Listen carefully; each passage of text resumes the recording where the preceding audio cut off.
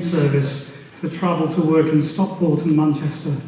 How would your party's transport policies affect services in the High Peak? I'm going to come back to Charles Lawley first on this one. I notice your manifesto says you pursue the electrification of the rail network. Does that mean we get rid of the diesel multiple units from the 1950s? That's exactly what it means. That's exactly what it means. I commute to Stockport every day from Chapel State train station, so no one's more dedicated to this issue than me. I also led a campaign last year to stop the county council severely slashing bus services to many people in rural areas and elderly people who would have been cut off from civilization. Here's what the Lib Dems would do about transport. We'd ensure that new rail franchises include a stronger focus on customers, including a programme of investment in new stations, lines and trains. We will continue Access for All programme to improve disabled access to public transport. By pursuing the electrification of the rail network, as the Chairman touched on, we would improve stations, we will get more modern services in the High Peak. We'd also include a new young person's bus discount card, so people can get to work, to college better. A rail ombudsman to enforce passenger rights, and we'd also encourage local authorities with the powers to improve transport and ticketing, with the ability to introduce network-wide and smart ticketing services. So your ticket would be applicable on a bus as it would be on a train.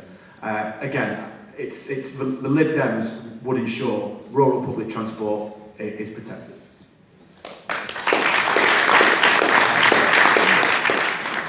Andrew Bingham. We will focus on creating extra capacity on the railways. Is that on local services or is it on HS2?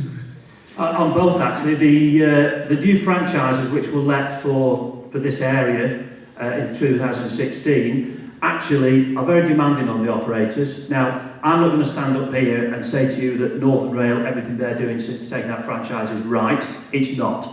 And I've told Northern Rail that, and I'm very conscious we're in New Mills, and that ticket office at New Mills Newtown Station, quite frankly, is a disgrace. And I've told Northern that. But as part of that franchise, we will see new trains, refurbished trains, more seats, longer trains, Wi-Fi on the trains, refurbished stations. There's about £1 billion being invested across that franchise, which includes our trains here to the High Peak.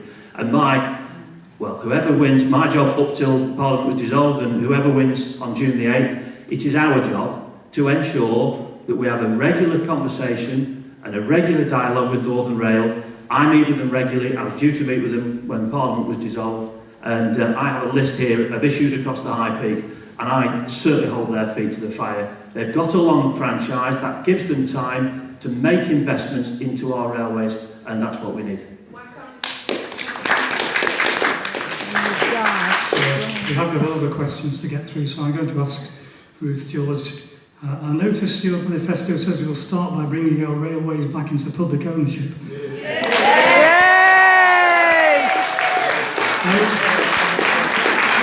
How would you have the money to improve them?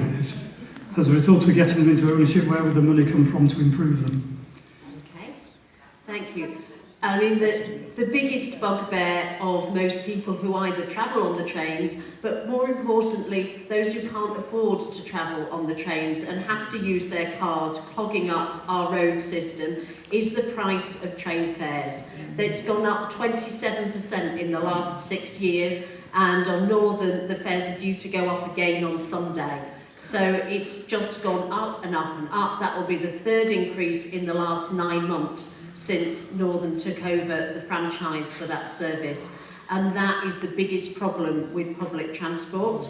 I've been speaking to commuters at stations, and they're delighted to hear that Labour wants to bring the railways back into public ownership. As those franchises come up, we will take them over, as we did with the East Coast Main Line, which put millions of pounds of profit into the government's coffers, and also enabled us to keep the fares down and to invest in the railway, making it one of the most efficient services in the country, far better than the privatised ones like Northern, where the money goes to shareholders and actually mainly to the German government.